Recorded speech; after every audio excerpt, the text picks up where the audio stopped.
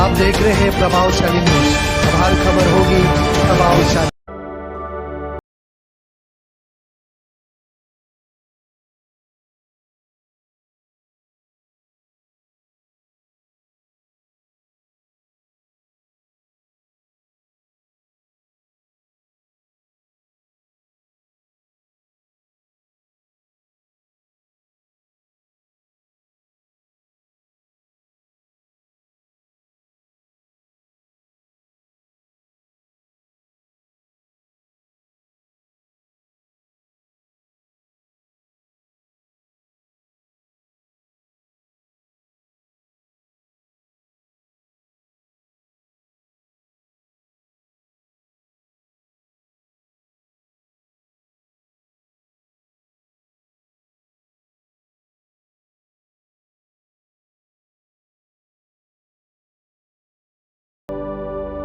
यानी दिल्ली में डॉक्टर बाबा साहब अम्बेडकर की महापरिनिर्वाण भूमि है, बंगला है जहां उनकी मृत्यु हुई थी।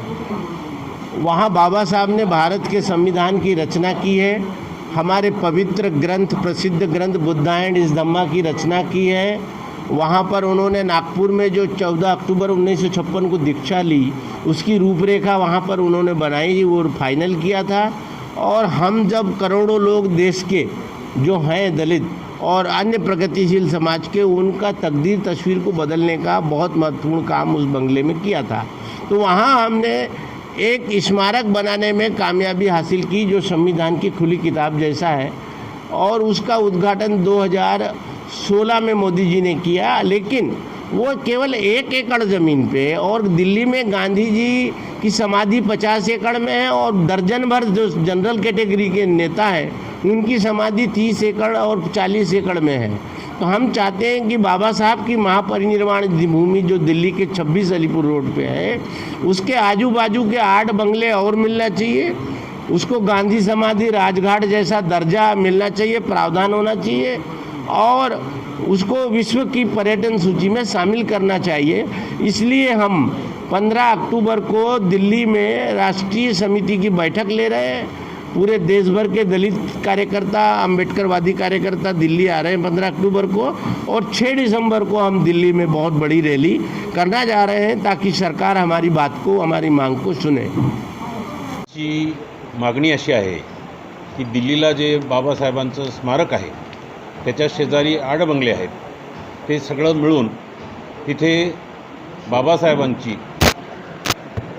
स्मारक म्हणजे राजघाट त्या ठिकाणी तयार व्हावा। जसा गांधीजींचा राजघाट आहे, तसे विदेशातले प्रधानमंत्री, राष्ट्रपती येतात आणि त्या समाधी स्थळावर जातात, तसंच स्थळ हे आमचं बाबासाहेबांचे असावं, तो दर्जा त्यांना द्यावा।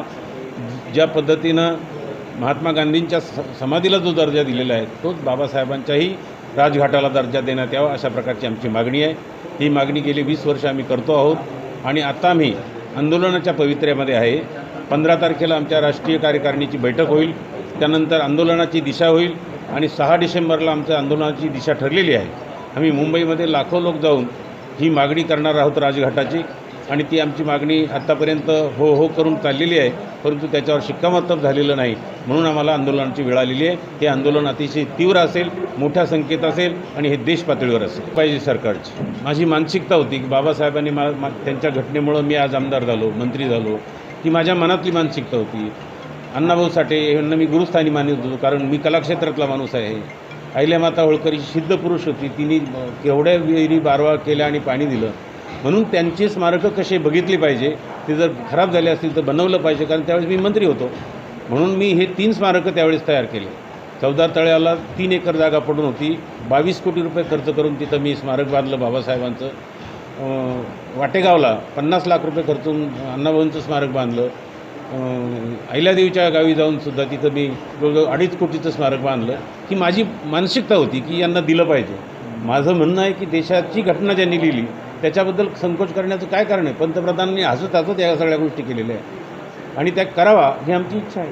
आम्हाला असं वाटतं झालेलं आहे, लंडनला त्यांच्या पुतळ्याचं अनावरण झालं, त्या पुतळ्यावर एकच वाक्य लिहिलेलं, जगात सगळ्यात जास्त शिकणारा महापुरुष। म्हणजे जर तो सन्मान परदेशी लोक करतात तर आपला तर अधिकार आहे, आपल्याला भूषण वाटतं।